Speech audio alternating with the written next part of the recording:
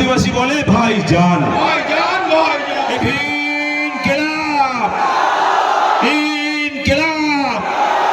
বাংলার লড়াকু সৈনিক নওশাদ ভাইজান জিন্দাবাদ। দলিত বলে ভাইজান, আদিবাসী বলে ভাইজান, খেটে খাওয়া মেহনতি মানুষ বলে ভাইজান। আমাদের সংগ্রাম খেটে খাওয়া মেহনতি মানুষের স্বার্থে। এই সময় এসআইআর নিয়ে একটা উদাহরণ দিচ্ছি। এসআইআর নিয়ে মানুষ আতঙ্কিত নয়। কোন এমএলএ ভোট ধরে ধরে দেখিয়েছে বলুন? আপনার এমএলএ দিয়েছে? এই 2021 সালে যাকে ভোট দিয়েছেন আপনাকে একটু বোঝানোর চেষ্টা করেছে সে? আপনার ভোটের জন্য 1,21,000 টাকা সে মাইনে পায়, 5,000 টাকা কম করে মাস গেলে ফোন খরচ পায়, পার মান্থ 1,21,000 টাকা করে পায়। আপনাকে এসে একবারও বোঝাবার চেষ্টা করেছে যে আতঙ্কিত হও না? হ্যাঁ, উল্টে কি বলেছে? এসআইআর করতে দেবো না বলেছিল, আপনি ঘুমাচ্ছেন, আহারে আমার দিদি আছে পার করে নেবে। আর চোখ খুলে কি দেখলেন? রাতের থেকে অন্ধকার। আপনারা ভোট দিয়ে মমতা ব্যানার্জি তৈরি করছেন, আপনাদের ভোটে মোদি তৈরি হচ্ছে, দেশের প্রাইম মিনিস্টার, দেশের চিফ, রাজ্যের চিফ মিনিস্টার তৈরি হচ্ছে। কিন্তু খোঁজ নিয়ে দেখুন, এই এসআইআর এর ফর্ম ফিলআপ ভোটারদেরকে ফিলআপ করতে হচ্ছে, কোনো মুখ্যমন্ত্রীকে ফিলআপ করতে হচ্ছে না, কোনো প্রধানমন্ত্রীকে ফিলআপ করতে হচ্ছে না। কেন ভাই? ভাবতে পেরেছেন সিস্টেমের মধ্যে আপনাদের আসতে হবে। আপনাদের ভোটের জন্য মমতা ব্যানার্জি চিফ মিনিস্টার, আপনার গণনা ফর্ম আপনাকে ফিলআপ করতে হচ্ছে, আপনাকে বৈধ ভোটার নিজেকে প্রমাণ দিতে হচ্ছে। আর আপনাদের ভোট দিয়ে মুখ্যমন্ত্রীর চেয়ারে বসে আছেন যিনি, তাকে প্রমাণ করতে হচ্ছে না তিনি বৈধ ভোটার কি অবৈধ ভোটার। তাহলে সিস্টেমটা গন্ডগোল। নাগরিকের মধ্যে হয়রানি করছে, দিকে না প্রধানমন্ত্রী আর মুখ্যমন্ত্রী এড়িয়ে যাচ্ছে। তাই সিস্টেমটাকে পরিবর্তন করতে হবে। আমরা বারবার আওয়াজ তুলেছি, আজকেও আওয়াজ তুলছি যে আমাদের ঐক্যবদ্ধ হতে হবে, দলবদ্ধ হতে হবে, যে আমরা নাগরিক হয়ে এসআইআরের নামে নাগরিক হয়রানি বন্ধ করতে হবে। নাগরিকের মধ্যে আতঙ্ক তৈরি করে দিচ্ছে, আতঙ্ক বন্ধ করতে হবে। মমতা ব্যানার্জি কি বলেছিলেন মনে আছে?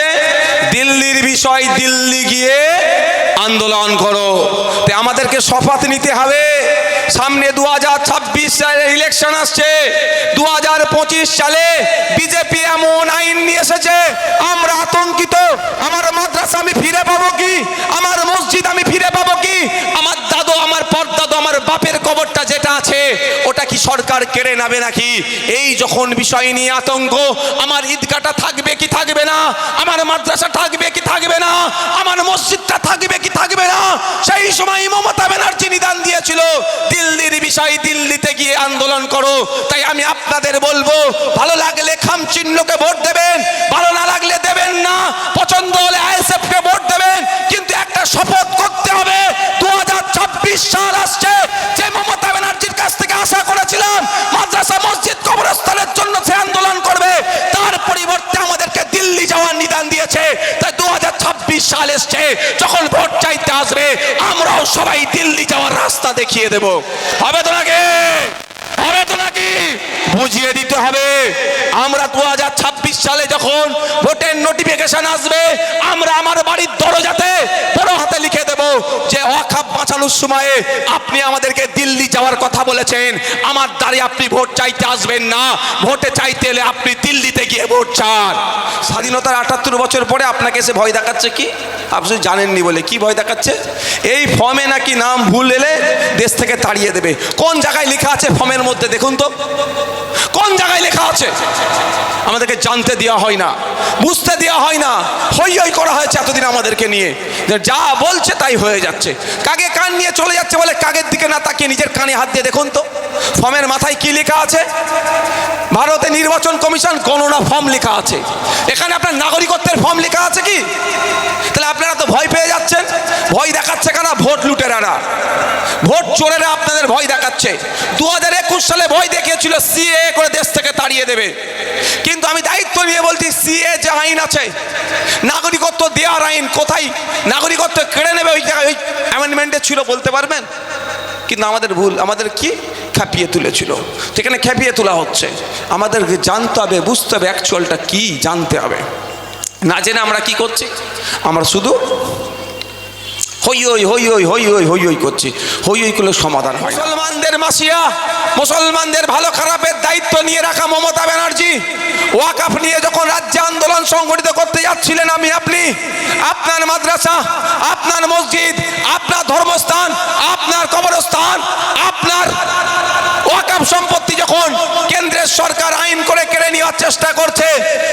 সময় আপনি আমি যখন রাস্তায় নেমে গণতান্ত্রিক প্রক্রিয়ায় আন্দোলন করতে গিয়েছিলাম, তখন মমতা ব্যানার্জি বলেছিল যে এটা দিল্লির বিষয়, দিল্লি গিয়ে আন্দোলন করুন। আর তারাই নির্লজ্জের মতো এসআইআর নিয়ে আমাদেরই রাজ্যে আন্দোলন করছে। দিল্লির যেখান থেকে এসআইআর এর ঘোষণা দিয়েছে তার সদর দপ্তরটাও কিন্তু দিল্লিতে। তাহলে আমরা আজকে কি বলবো? ওয়াকাফের জন্য আন্দোলন করার আপনি দিল্লির নিদান দিয়েছেন, কোন মুখলি আপনি এসআইআর এর বিরুদ্ধে আন্দোলন করতে আমাদের রাজ্যে আসছেন? বলবেন না? যারা ভাবছেন আপনার মসজিদকে বাঁচাবে, সে সুপ্রিম কোর্টে মামলা করতে যায়নি। আর যাদের বোঝানো হচ্ছে নওশাদ তো অমুকের দালাল, তাহলে সেই যদি দালালি হয়, তাহলে যে আমাকে নাকি টাকা দিয়ে রাজনীতি করাচ্ছে, বুঝতে পারছেন কি বলছি? তার নিয়ে আসা আইনের বিরুদ্ধে আমি আবার লড়াই করতে যাচ্ছি। এতক্ষণ মাদ্রাসা মসজিদ কেড়ে নিত, হয়তো এতক্ষণ মাদ্রাসা মসজিদ কেড়ে নিত যদি সুপ্রিম কোর্টে গিয়ে আমাদের মতো যারা মামলা না করতো। কিন্তু আমাদের মধ্যে লিস্টে কি মমতা ব্যানার্জি নাম আছে? তাহলে মমতা ব্যানার্জি কি বলেছিল? আপনি কি ভাববেন বিজেপিকে আটকাতে গেলে তৃণমূলকে ভোট দিতে হবে? এই গল্প শোনাচ্ছে।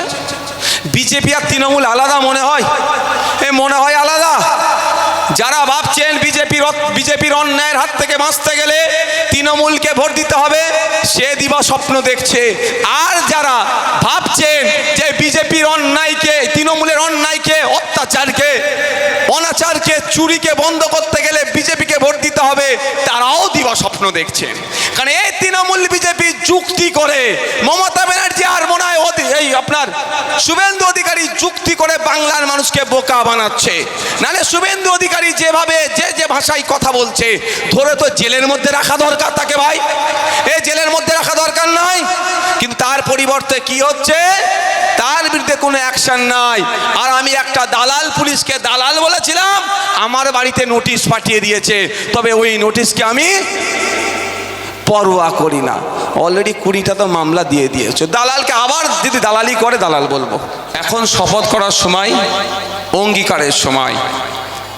কে চোর, কে ডাকাত, কে ভোট চোর, কে ভোটের ডাকাতি করছে, কারা দুর্নীতিগ্রস্ত, কারা অন্যায় করছে, নতুন করে আর বলার আমাদের প্রয়োজন নাই, আমরা সবাই জেনে গিয়েছি।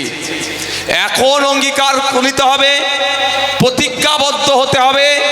এই দুর্নীতিগ্রস্তদের হাত থেকে বাংলাকে বাঁচাতে হবে, দেশকে বাঁচাতে হবে। কারণ এদের হাতে যদি দেশের দায়িত্ব থাকে, এদের হাতে যদি বাংলা পরিচালনার দায়িত্ব থাকে, একদিক যেমন দেশ পিছিয়ে যাচ্ছে, অপরদিকেও বাংলাও ক্রমশ পিছিয়ে যাচ্ছে, এগিয়ে যাবে না। তাই আমাদেরকে শপথ নিতে হবে, প্রতিজ্ঞাবদ্ধ হতে হবে।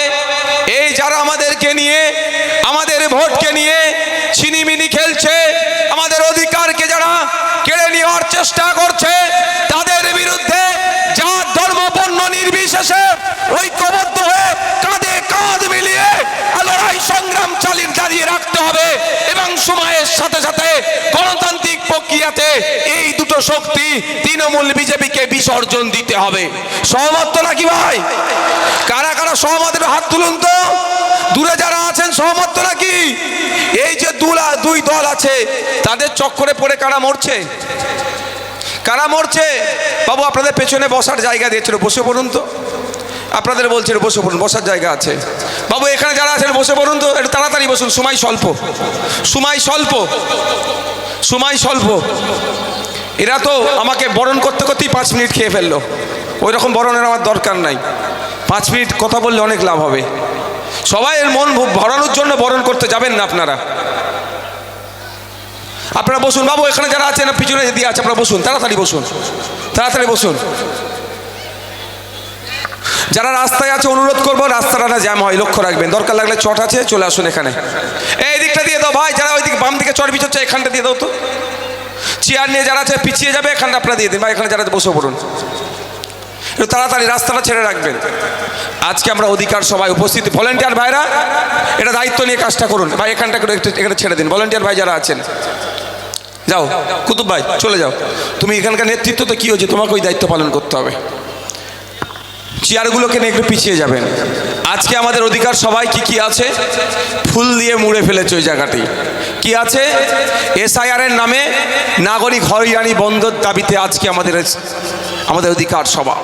আপনারা ভাবুন, ভাবতে হবে আপনাদেরকে, এই সিস্টেমকে পরিবর্তন করতে হবে।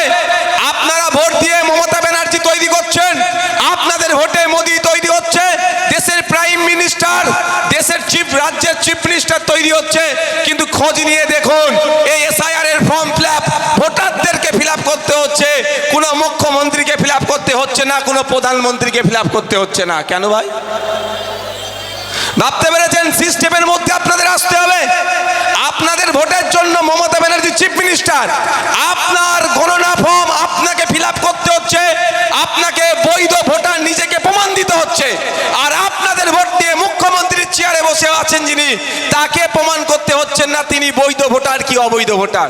তাহলে সিস্টেমটা গন্ডগোল, নাগরিকের মধ্যে হয়রানি করছে, দিকে না প্রধানমন্ত্রী আর মুখ্যমন্ত্রী এড়িয়ে যাচ্ছে। তাই সিস্টেমটাকে পরিবর্তন করতে হবে। আমরা বারবার আওয়াজ তুলেছি, আজকেও আওয়াজ তুলছি যে আমাদের ঐক্যবদ্ধ হতে হবে, দলবদ্ধ হতে হবে, যে আমরা নাগরিক হয়ে এসআইআরের নামে নাগরিক হয়রানি বন্ধ করতে হবে। নাগরিকের মধ্যে আতঙ্ক তৈরি করে দিচ্ছে, আতঙ্ক বন্ধ করতে হবে। আমি প্রথম দিন থেকে বলে এসেছি, আজকেও বলছি যে কি করব আমরা, বাঘকে কি করতে হবে, এই ডান দিকটা দিয়ে দাও ভাই, এই চেয়ার যারা এই দিকটা দাও, এইখানটা দিয়ে দাও, এইদিকে এই দিকটা দাও, এইখানটা দিয়ে দাও। আমরা কি বলেছি, বাঘ এসআইআর যদি হয় বাঘকে বন্দি করতে হবে। আমি বলুন আপনাদের এই বিরামনগর প্রাইমারি স্কুল মাঠে খবর পেয়েছেন বাঘ এসে গিয়েছে, তাহলে ঘরখান থেকে সবাই যদি পালিয়েই যান, বাঘ কি যাওয়ার জন্য এসেছে? বাঘকে ডেকে আনা হয়েছে আপনাকে আতঙ্কিত করার জন্য, আপনাকে খাওয়ানোর জন্য বাঘকে ডেকে নিয়ে এসেছে। তাই আমরা যদি আতঙ্কের মধ্যে ঘরে বসে থাকি, যদি ঘরে ঢুকে থাকি, এ বাঘ যাবার নয়। তাই এসআইআর নিয়ে এসে আপনাকে আতঙ্কিত করার চেষ্টা করছে। এসআইআর এর ভয়ে যদি ঘরে ঢুকে বসে থাকেন, ঘরে ঢুকে যদি দরজা দিয়ে রাখেন, এই সমস্যার সমাধান হবে না। আতঙ্ক মুক্ত হতে হবে, ঘর থেকে বার হতে হবে, বাঘকে খাঁচাই ভরার প্ল্যান করতে হবে। তাই এসআইআর নামক যে বাঘ এসেছে, সঠিকভাবে ফিলআপ করে ওই বাঘকে আমরা খাঁচাই ভরে দেব। আর আমরা যদি ভয় পেয়ে যাই, আমরা যদি আতঙ্কিত হয়ে যাই, করতে পারবো? আমরা চলবে আমাদের? তাহলে আমাদের কি করতে হবে? বেরিয়ে আসতে হবে, সাহস ধরতে হবে। আচ্ছা, এলাকার মানুষ যারা আছেন, চাষিভুষি মানুষ তো নাকি আমরা, এখানকার মানুষের বেশি পেশা কি চাষবাস তো? তাহলে আপনারা ভালো করে বলবেন, সাপে কামড়ে মারা যাওয়ার ঘটনা আপনাদের এখানে ঘটে না? মেডিকেল সায়েন্স বলছে সাপে কামড়ে মারা গেলে 100 মিনিটের মধ্যে 100 মিলিগ্রাম যদি তার শরীরে, এখান থেকে সামনের দিকে আসো, सामने दिखे सो हटाओ। एकाने क्या कोई है यहाँ पे ड्यूटी में? विश्वास जी, यहाँ से सब खाली करो, राइट साइड में जो है सब खाली करो। চেয়ার তুলে ওইদিকে নিয়ে চলে যাও, চেয়ারগুলো আছে ওইদিকে নিয়ে চলে যাও, চেয়ার ফেরাচ্ছে ওইদিকে নিয়ে চলে যাও। इसको छोड़ो वहाँ पे जो है ওইদিকে দিয়ে দাও না, ওইখানে দিয়ে দাও, যাও। মেডিকেল সায়েন্স বলছে 100 মিনিটের মধ্যে কোনো সাপে কাটা রোগীর যদি শরীরে, এখানে যদি ডক্টর থেকে তাকে জিজ্ঞাসা করবেন, আমি যদি ভুল বলি, আমার যদি ভুল হয়ে থাকে আমি শুধরে নেব। 100 মিনিটের মধ্যে 100 মিলিগ্রাম যদি অ্যান্টিভেনাম, যাকে এভিএস বলা হয়, সে যদি শরীরে দেওয়া হয়, তাহলে সেই সাপে কাটা রোগীটি বেঁচে যেতে পারে। আবার আপনাদের এখানকার আমি খবর দায়িত্ব নিয়ে বলতে পারি, এমনও খবর আছে সাপে কেটেছে সাথে সাথে মারা গিয়েছে। ভুল বলছি নাকি? মেডিকেল সায়েন্স তাহলে ভুল, না হলে আমি ভুল, দুটোর মধ্যে একটা হবে তো? কিন্তু না, আমি আর যেটা বলছি সেটাও সঠিক, আর মেডিকেল সায়েন্সটাও সঠিক। কিন্তু তাহলে তৎক্ষণিক মারা যায় কেন? সাপে কেটেছে এই ভয়ে, আতঙ্কে তার হার্ট ফেল করে, হার্ট অ্যাটাক করে মারা যায়, আতঙ্কিত হয়ে সঙ্গে সঙ্গে মারা যায়। তো আমাদের কি করণীয়? আমরা যারা আতঙ্কে আছি এসআইআরের, এই আতঙ্কটাকে কাটাতে হবে। এসআইআরের যে গণনা ফর্ম আছে, কতগুলি কিছু কোশ্চেন আছে, এই ফর্মটাকে আমি একটু বড় করে নিয়ে এসেছি আপনাদের জন্য। সবার বাড়ি ব্ল্যাক অ্যান্ড হোয়াইট গিয়েছে তো নাকি? কালো সাদা ফর্ম গিয়েছে তো? আমি শুধুমাত্র এটাকে একটু কালার করে ডিজিটাল মুডে নিয়ে এসেছি আপনাদের বোঝাবার জন্য। এইটা আজকে বোঝাবো, আপনাদের সময় আছে তো? আপনাদের সময় আছে শোনার, ধৈর্য আছে শোনার? তাহলে আমি অনুরোধ করবো একটু যে চটগুলো দিচ্ছে একটু বসে পড়ুন, নাহলে পায়ে যন্ত্রণা হবে। যে বসার জায়গা দিয়েছে, রাস্তাটা কি না জ্যাম হয় সেই বসে পড়ুন। তো আমাদেরকে আতঙ্কিত করতে চাইছে। এখানে কিছু কোশ্চেন আছে, কিছু প্রশ্নর কোশ্চেন আমরা পকেটে করে নিয়ে ঘুরি। পার্স থাকে না আমাদের বাড়ির পকেটে, পকেটে পার্স থাকে, তো ওর উত্তরগুলো ওই পার্সের মধ্যে রাখি আমরা ঘুরি। আর কিছু কোশ্চেনের উত্তর কোথায় আছে? 2002-এর ভোটার লিস্টে আছে, এটাতেই উত্তর হয়ে যাবে। কিন্তু আমাদেরকে আতঙ্কিত করা হচ্ছে। জেরক্সের দোকানে গিয়ে হুটোপাটি করছে, ভোট খাওয়া খাই করছে, আগে কার জেরক্স করবে। কিন্তু নির্বাচন কমিশন আপনার কাছ থেকে কি চেয়েছে? 2 কপি পাসপোর্ট ছবি আর পেনের একটু কালি চেয়েছে। কেউ বলেছে কথা আপনাদের? সবাই আতঙ্কিত করছে, সবাই ভয় দেখাচ্ছে, সবাই আপনাকে বিপদে ফেলার চেষ্টা করছে। তাই বন্ধুগণ, আপনি আমি এদের কথায় ফাঁদে পড়বো না, বিপদগ্রস্ত হব না। আমাদের কাজ কি হবে? বিপদ মুক্ত নিজেকে রাখতে হবে, আতঙ্ক মুক্ত রাখতে হবে। সে বিষয়ে আমি কিছু চর্চা করব। তার আগে গুটি কয়েক কথা। ওবিসি সংশোধন আইন, ওয়াকফ সংশোধন আইন 2025 সাল বাতিলের জন্য দাবি তুলতে হবে। আপনারা জানেন, মুসলমানদের মাসিয়া, মুসলমানদের ভালো খারাপের দায়িত্ব নিয়ে রাখা মমতা ব্যানার্জি ওয়াকফ নিয়ে যখন রাজ্যে আন্দোলন সংগঠিত করতে যাচ্ছিলেন, আমি আপনি, আপনার মাদ্রাসা, আপনার মসজিদ, আপনার ধর্মস্থান, আপনার কবরস্থান, আপনার ওয়াকফ সম্পত্তি যখন কেন্দ্রের সরকার আইন করে কেড়ে নেওয়ার চেষ্টা করছে, সেই সময় আপনি আমি যখন রাস্তায় নেমে গণতান্ত্রিক প্রক্রিয়ায় আন্দোলন করতে গিয়েছিলাম, তখন মমতা ব্যানার্জি বলেছিল যে এটা দিল্লির বিষয়, দিল্লি গিয়ে আন্দোলন করুন। আর তারাই নির্লজ্জের মতো এসআইআর নিয়ে আমাদেরই রাজ্যে আন্দোলন করছে। দিল্লির যেখান থেকে এসআইআর এর ঘোষণা দিয়েছে তার সদর দপ্তরটাও কিন্তু দিল্লিতে। তাহলে আমরা আজকে কি বলবো? ওয়াকফের জন্য আন্দোলন করার আপনি দিল্লি নিদান দিয়েছেন, কোন মুখলি আপনি এসআইআর এর বিরুদ্ধে আন্দোলন করতে আমাদের রাজ্যে আসছেন? বলবেন না? মাথায় রাখতে হবে, ভুলে যাবেন না। আমরা ভেবেছিলাম বিজেপির বিরুদ্ধে আন্দোলন করব, মমতা ব্যানার্জি আমাদের সহযোগিতা করবে, তাই না? আন্দোলনটা কার বিরুদ্ধে ভাই? এই কার বিরুদ্ধে? কেন্দ্রের বিজেপি সরকারের বিরুদ্ধে। তাহলে তৃণমূল ভেবেছিলাম সহযোগিতা করবে, সহযোগিতার বাইরে গিয়ে অসহযোগিতা করেছে। হাজার হাজার মুসলিম ছেলেদের নামে মিথ্যা মামলা দিয়েছে। নওশাদ সিদ্দিকী সেই মিথ্যা মামলার বাইরে যায়নি। একদিনে ওয়াকফ সংশোধনী আইনের নিয়ে আমার নামে 5টি মামলা দিয়েছে। আমার বড় কথা নয়, আমি আমার মামলা বুঝে নেব, আমি জেল জরিমানা বুঝে নেব। কিন্তু আপনাদের জানিয়ে রাখি, শুধু ভাঙড়ে ডিভিশনে 3000-এর অধিক মুসলিম ছেলেদের নামে মিথ্যাভাবে এই মমতা ব্যানার্জি সরকার মামলা দিয়েছে। ওদের বিরুদ্ধে মামলা কেন হয়েছে? মাদ্রাসা বাঁচানোর জন্য এসেছিল, মসজিদ বাঁচানোর জন্য এসেছিল, কবরস্থান বাঁচানোর জন্য এসেছিল, ঈদগাহ বাঁচানোর জন্য এসেছিল, সংবিধান বাঁচানোর জন্য এসেছিল। আর বিজেপির বিরুদ্ধে আন্দোলন করছিল। মমতা ব্যানার্জি ওদের নামে মিথ্যা মামলা কতজনের নামে দিয়েছে? 3000-এর অধিক মানুষের নামে দিয়েছে। তারা সবাই ধর্মী মুসলমান। তাই সময় এসেলে ওদের জবাব দিতে হবে না? হবে না?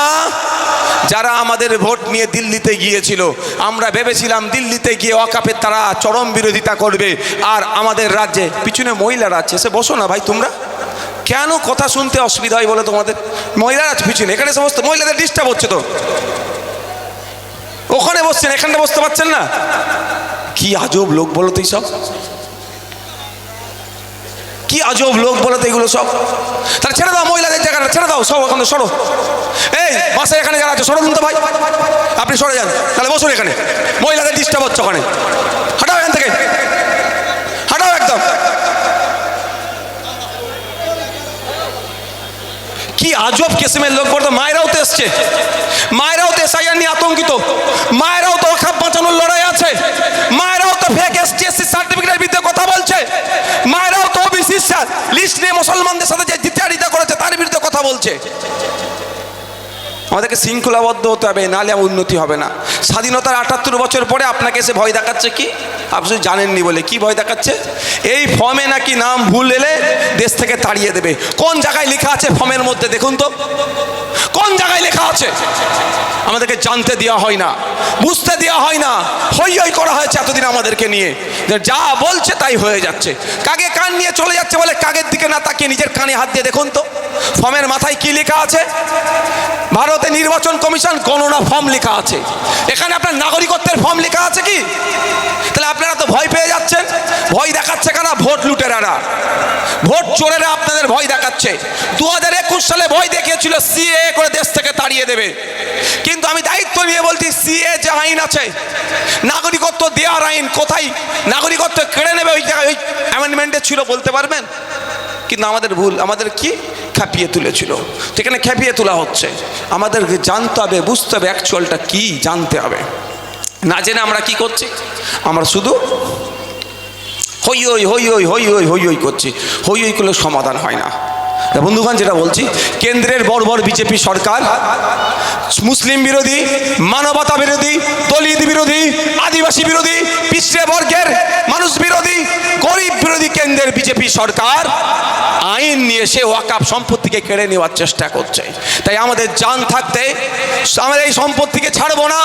এরা শুধুমাত্র মুসলিম সম্প্রদায়ের উপরে আঘাত দিচ্ছে না, সংবিধানের উপরে এরা আঘাত দিচ্ছে, সংবিধানের একাধিক ধারার উপরে এরা আঘাত দিচ্ছে। তাই আমরা একদিকে লড়াই করব ওয়াকফ সম্পত্তিকে বাঁচানোর জন্য, ঠিক সাথে সাথে লড়াই করব সংবিধানের আর্টিকেলকে বাঁচানোর জন্য। সুপ্রিম কোর্টে মামলা চলছে, কোনো অভিষেক ব্যানার্জি, কোনো মমতা ব্যানার্জি, কোনো আপনার তৃণমূলের সরকার তৃণমূলের পক্ষ থেকে বা রাজ্য সরকারের পক্ষ থেকে সুপ্রিম কোর্টে মামলা হয়নি। এই আইএসএফ এর পক্ষ থেকে নওশাদ সিদ্দিকী, আরও কিছু পশ্চিম বাংলার মানুষ, সারা রাজ্যে সুবুদ্ধি সম্পন্ন মানুষ, সুপ্রিম কোর্টে মামলা হয়েছে বলে সেই মামলার এখন হিয়ারিং চলছে। এটা মাথায় রাখবেন। যারা ভাবছেন আপনার মসজিদকে বাঁচাবে, সে সুপ্রিম কোর্টে মামলা করতে যায়নি।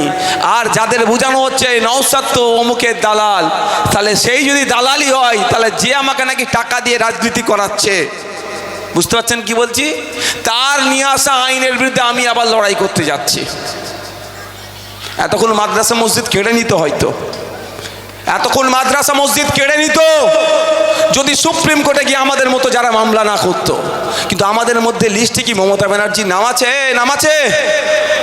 তাহলে মমতা ব্যানার্জি কি বলেছিল যে ক্ষমতা একটা মোবাইল দাও, একটা মোবাইল দাও, তুমি তোমার কাজ করো, মোবাইলটা তাড়াতাড়ি দাও।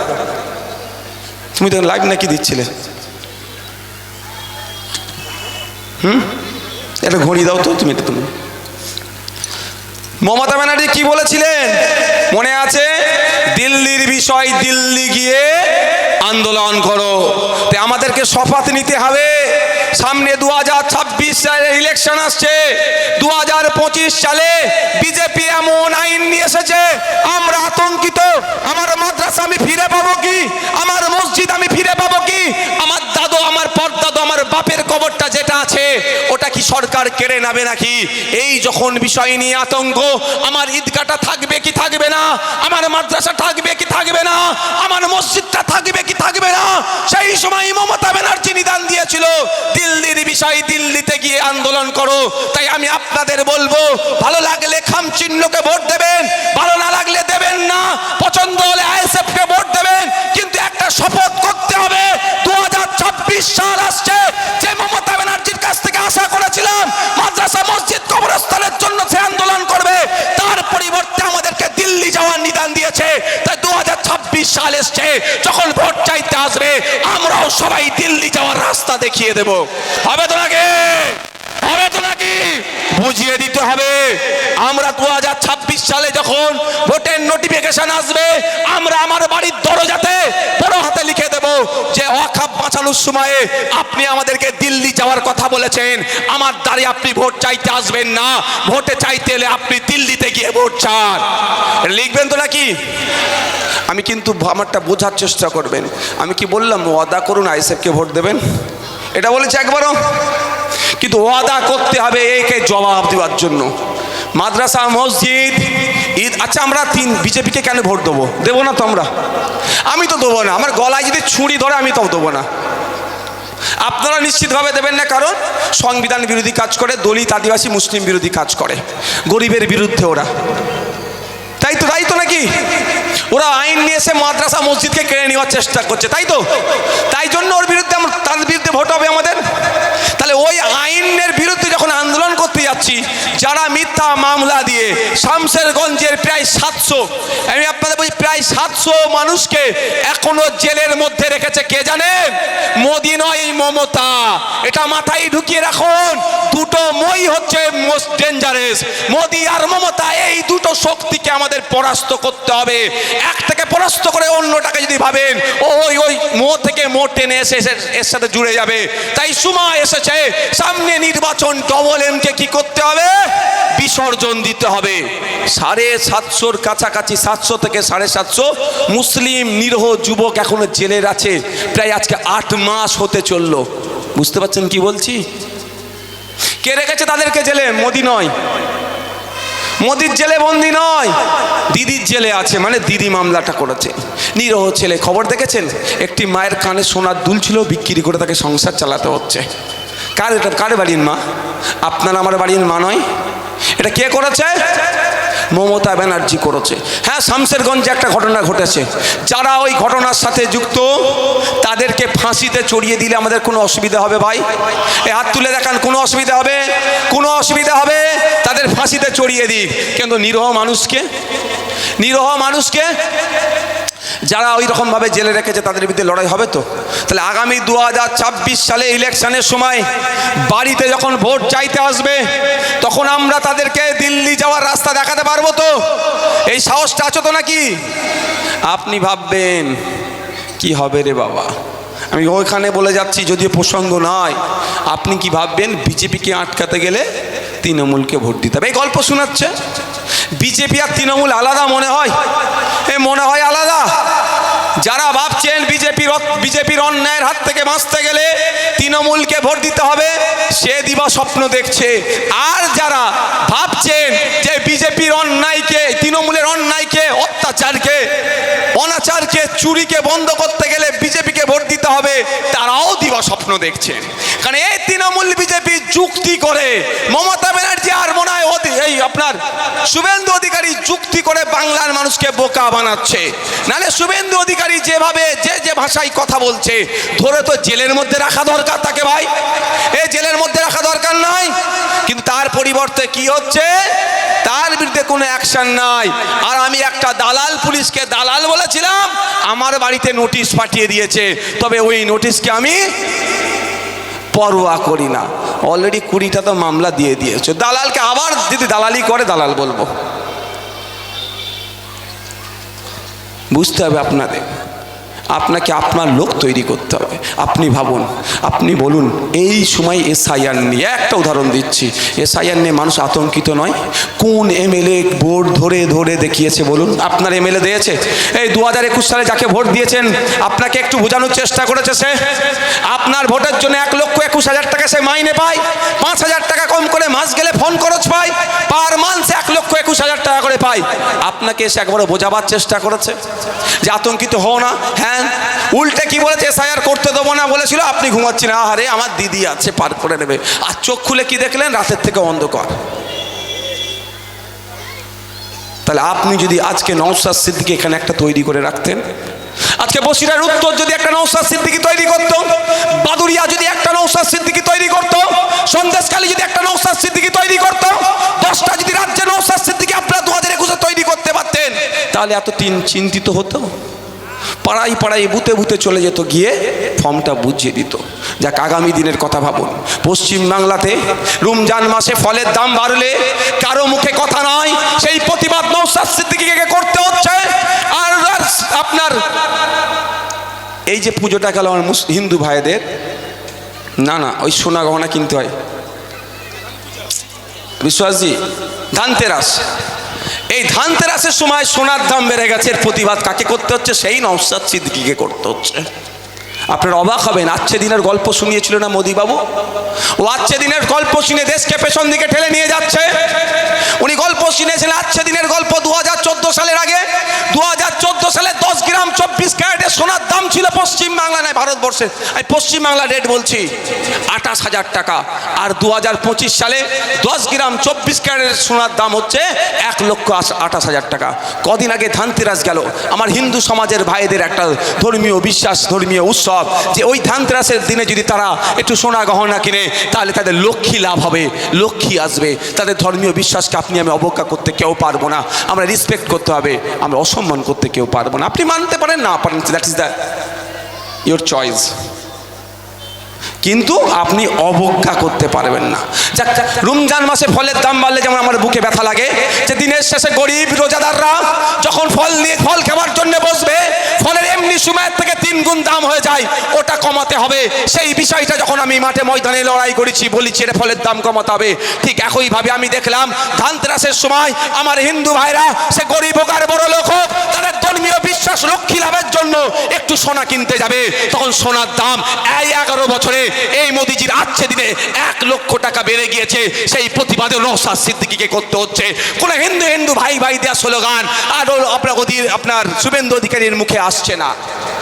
তাহলে বুঝতে পারছেন, দলিতের সমস্যা নওশাদ সিদ্দিকী, আদিবাসীর সমস্যা নওশাদ সিদ্দিকী বলবে, মুসলমানদের সমস্যা নওশাদ সিদ্দিকী বলবে, স্কুলে শিক্ষক নেই নওশাদ সিদ্দিকী বলবে, হসপিটালে ডক্টর নেই নওশাদ সিদ্দিকী বলবে, রাজ্যের যা সমস্যা সেই নওশাদ সিদ্দিকী বলবে।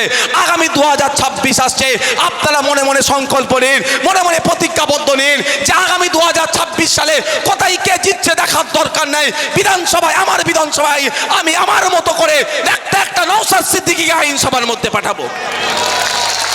আপনার ওই লড়াই করার লোক পাঠাতে হবে না নাকি? নাহলে কি হবে? সে মাস গেলে 1,21,000 নেবে, 4.5 বছর পরে কাকা জ্যাঠা মামা কেমন আছো, সব ঠিক আছে তো, হাত ফাত ধরিয়ে চলে যাবে। 4.5 বছর খুঁজে পাবেন না। আর আপনি ভাঙড়ের মানুষকে যে জিজ্ঞাসা করুন, ভাঙড়ের মানুষকে জিজ্ঞাসা করুন, ভোটের সময় যেভাবে দাঁড়ে দাঁড়ে গিয়ে আমরা ভোট চাই, সেই রকম এখন মানুষ আতঙ্কে আছে। আমি তাদের বাড়িতে পৌঁছে যাওয়ার চেষ্টা করছি, তাদের দুয়ারে চলে যাওয়ার চেষ্টা করছি, এই আতঙ্ক মুক্ত করার জন্য। তাই বন্ধুগণ,